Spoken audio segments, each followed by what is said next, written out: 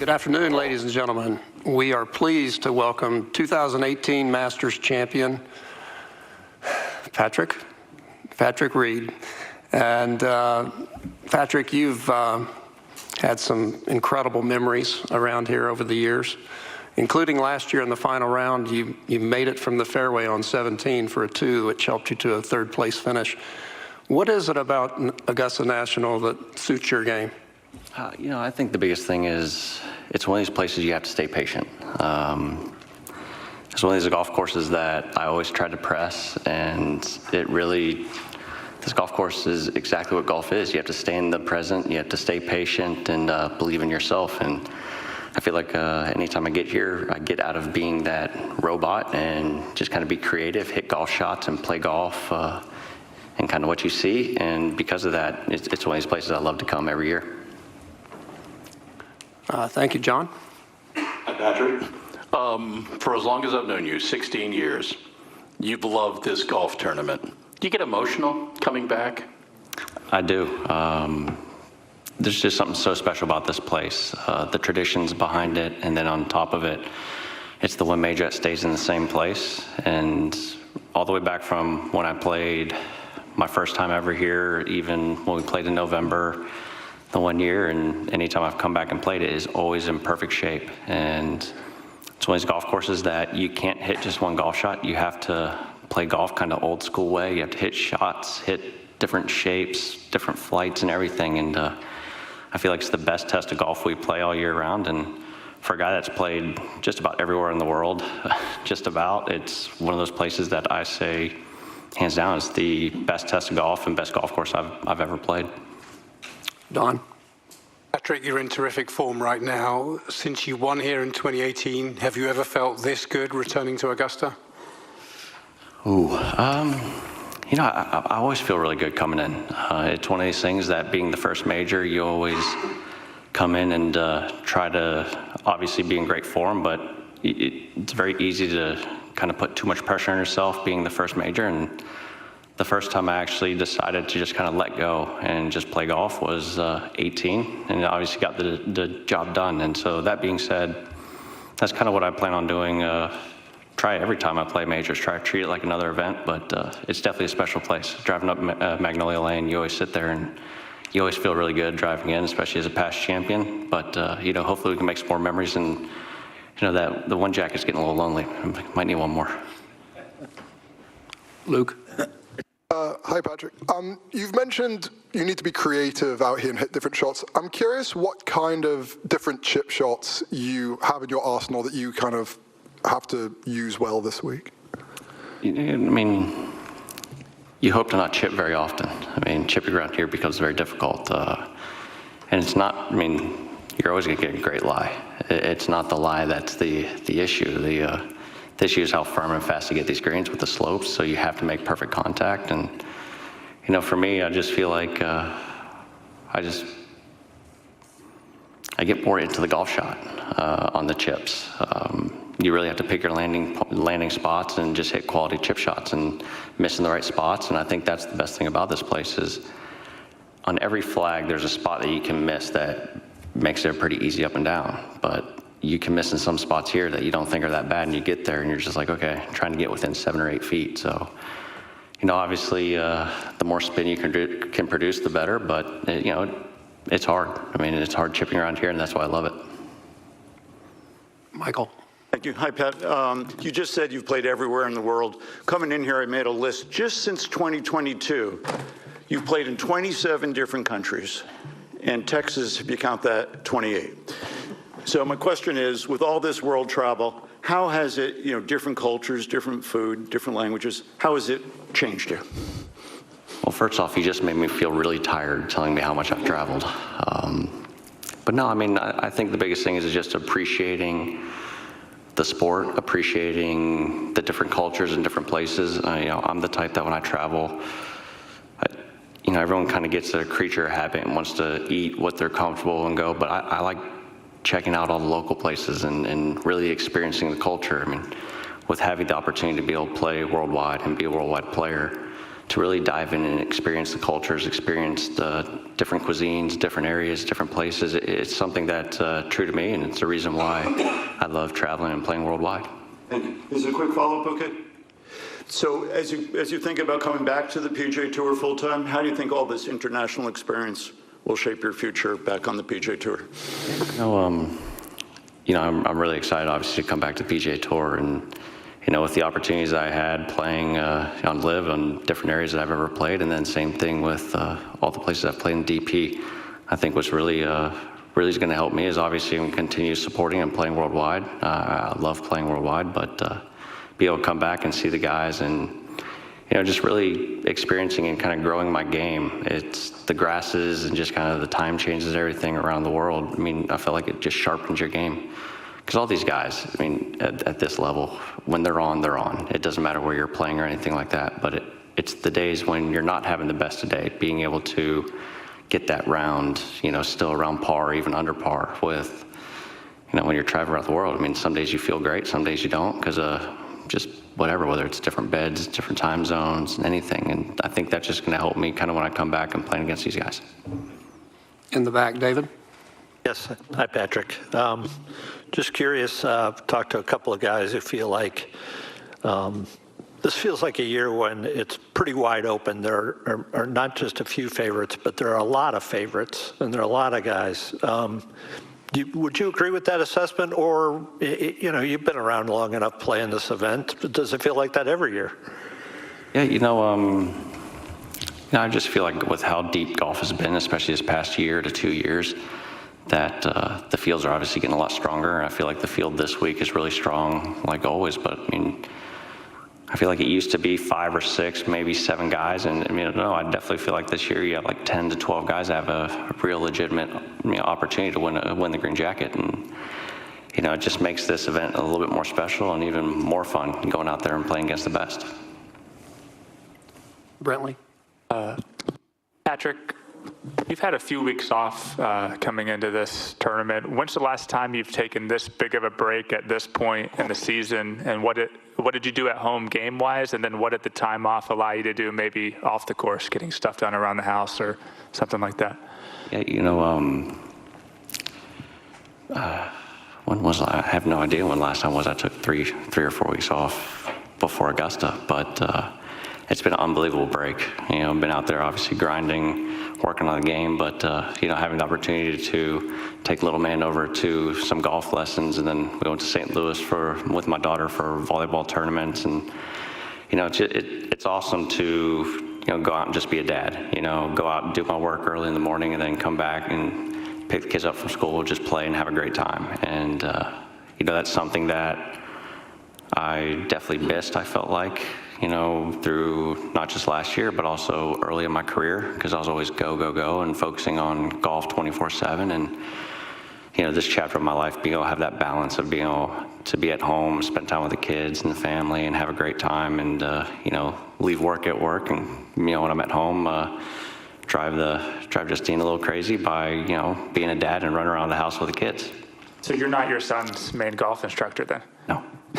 I help him, but, yeah, he has a coach and everything, and we'll go out and play, and I'll build on the things that he's working on, and just, show him the game that I love, and just have fun with it. And, with him being 8, it's just go out and have a good time, have fun, and the more they have fun, the more they're going to want to be out there playing. So, just go out there and just have fun and let the coach do his job, and let dad be dad.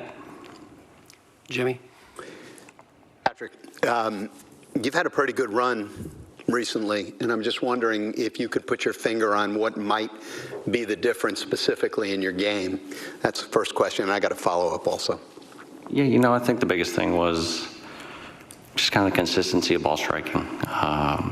I've worked a lot on it, obviously, throughout my whole career, but, some days are really good, and some days I felt like it could have gotten a little better. And, I feel like the hard work that we put in and worked on with my full swing, I got that in a really good place and feel really confident with it. And because of that, it just allows me to attack more rather than leaning on the short game to save me. I'm now able to use it as a weapon because I'm hitting the ball better. So I can attack more flags, get a little closer proximity, and then if I miss, I feel comfortable to be able to get up and down. At the risk of being perhaps a little personal here, did you lose some weight? Must be all that traveling. Did you? I don't ever really hop on a scale or anything, but no, I mean, I feel good. I mean, obviously been working a little bit harder in the gym since I've had some time, and just been grinding on and off the golf course, but I haven't really been trying to do anything differently. Todd? Patrick, you said earlier this year that the PGA Tour is the best tour in the world. Is that something that you've always known, or is that something you realized when you were playing LIV? No, I mean, I've always known, I mean, when you look at it, the best players in the world and the deepest fields from top to bottom are on the PGA Tour. And, I've played now every tour. I've played on every single one of them. And, it's one of those that from top to bottom, that's the place that I feel like is best for us to go and compete against the top guys year in and year out, week in and week out. But at the same time, to be able to spend more time closer to home, it makes it a lot easier to be able to spend time with the kids. Because, my daughter now 11, little man's 8. It seems like time's flown, and I definitely want to watch them grow up and be home a little bit more. Yet still at the same time play against the best guys. Bob? Patrick, when you went to Dubai to start the year, it seems from your comments that you had every intention or were expecting to resume with LIV this season. When did that change? Did Brooks's decision, open up your eyes to the possibilities? Can you take us through like maybe how that all came about? It seemed like it happened very quickly. Yeah, it definitely happened quickly, but it was one of those that when I was over there in Dubai and playing, I really just kind of was sitting back and realizing that I wanted to get back and not only join back on opportunity back on the PGA Tour, but to get back to the traditional way of golf and playing. And I'm standing there in Dubai, and that Saturday the entire range is full, and then just guys start disappearing. And then you're the last man on that tee box. And then you're walking to the tee, you're the last name announced, and you've lost the lead because someone's 500 through 8. All those just rushes and those scenarios kind of going back into playing golf that way, where you're going out there and you're having the battles between not just yourself, but the other guys on the leaderboard. And for me, I wanted that back. I wanted that adrenaline back, and those feelings, especially, with the way I played those last 3 weeks, but really there in Dubai. And when I got done, I knew that this would have been a perfect time for me since I didn't have a contract signed with LIV at the time, so I knew it'd be kind of an easier transition. And to be honest with you, it was one of those decisions that I felt like was the best, not just for my golf game, but also for my family, spend more time with them. And I've enjoyed every minute of it, obviously being at home and spending time with the kiddos and my wife. But it's one of those that it was a family decision, and really at the end of the day, I really enjoyed all my time over there at LIV. It was a blast, and those guys, those guys were fun to be around, fun to play with, especially there on the 4 Aces, and I still pull for them. I saw DJ the other day, and we're always making sure that those guys are doing what they're supposed to do, because really you want the best of golf all around the world, no matter what. And but for me, I felt like this was the best place for me. Is it true, fair? You did have an offer from them, and you were happy with it. It wasn't about what they didn't come back with to you. No, we had an offer, but at the end of the day, it was kind of one of those that when I sat down at the end of the day, talked with my wife and my team, I just felt like the best decision for us was to come back and join the PGA Tour so I could be closer to home with the family. But yeah, I mean, there's nothing that I felt like was going on between LIV and us or anything like that. I mean, like I said, we had a contract, had a deal, but at the end of the day, I felt like the best thing for us was to come to the PGA Tour again. David? Hey, Patrick. Right here. I see you are repping a few new logos this week on your shirt and your hat, and still wearing a lot of Under Armour. What's it been like being an apparel free agent since leaving the LIV? It's been fun. It's been fun for me. It's one of those things that it definitely is.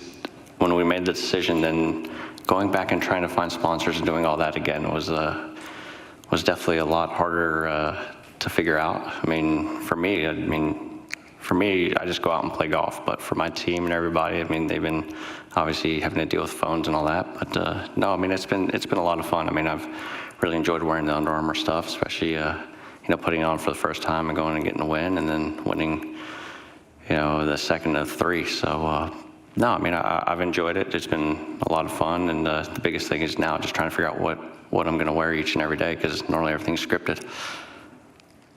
Ann. Hey, Patrick, thinking long term, do you think about your legacy, and what would you like your legacy to be? Yeah, I think we're always thinking about our legacy.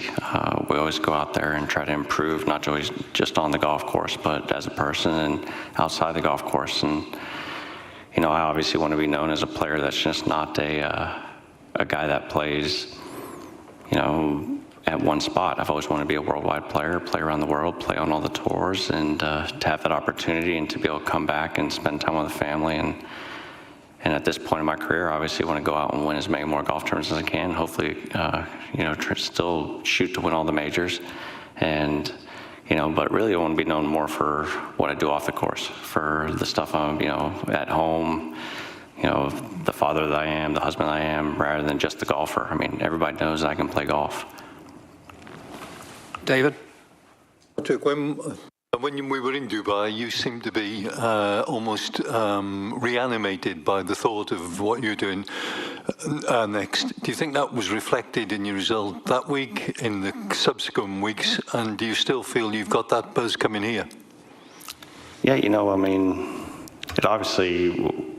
it helps playing that type of golf when you're making a decision like that, but really, I just feel like that it was time coming to when the golf game was going to kind of all come together. We're going to have chances to win some golf tournaments and close them out. It just happened to happen at that right time. But no, I mean, the golf game feels solid. I feel like every tool in my golf bag right now is sharp and ready to go. And now it's just kind of go out and play golf, and just have clear pictures while I'm out there, and just go out and have some fun. Scott. Patrick, it's been 7 years since you last came in this room as the defending champion. You finished top 10 4 times since then. Have you felt a little bit overlooked here, and is that any kind of motivation for you? I never feel overlooked when I come back to being a past champion at Augusta. Obviously, love being in this room. It means you're doing something well, but no, I mean, anytime I come out here, it's just kind of one of those things, you put your head down. The stresses over every single golf shot you have here at Augusta is one of these places that, I mean, you're not really thinking about what's going on the outside and everything else. You're trying to grind every little moment that you are on the inside the ropes while you're out there on the golf course playing. But yeah, hopefully we'll be in here, Thursday through Sunday.